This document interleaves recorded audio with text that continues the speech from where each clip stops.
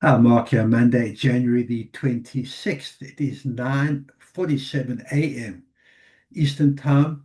That's 2:47 p.m. GMT.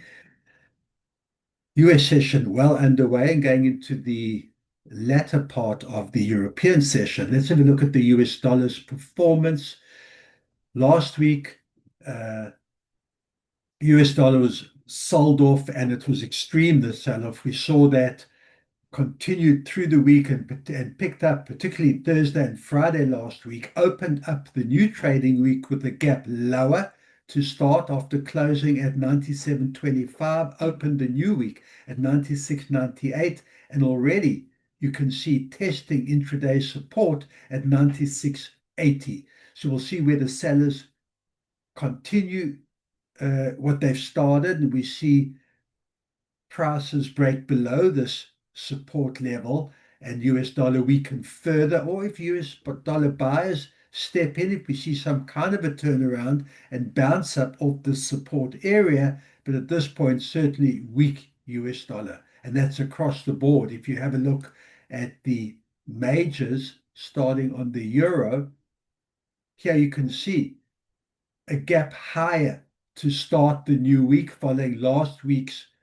uh, dollar weakening against the euro, closed at 118.31, opened up this week at 118.57 and already 118.75, and buyers testing that level. We'll see whether buyers can break above that level. Let's just zoom out a little and you can see what we're testing levels from September last year. We'll see whether buyers of euro, sellers of US can break above this level and push higher towards the $1.19, or if sellers do step in, selling euro, buying US, and we see some US dollar strength, some demand for US dollars against the euro, and sellers bounce down off this area, looking back down at the 118.35.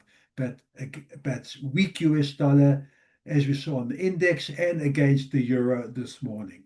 Against the pound, very, very similar picture. There's last week's Thursday, Friday, strong big green candlestick, strong push higher pound against the US, and continuing this week, just like the euro, a gap higher to start the week, and now testing and breaking the intraday resistance from just a very short while ago. I've got resistance now at 136.88. Buyers will be looking up at that 137 level. If US dollar buyers can step in, or any type of reversal from weak to strong US dollar, perhaps a push down from these levels, bounce down off this resistance area down to the 136.41, which is the intraday support. But no sign of that as yet, and US dollar weakness continuing against both the European majors. Against the yen,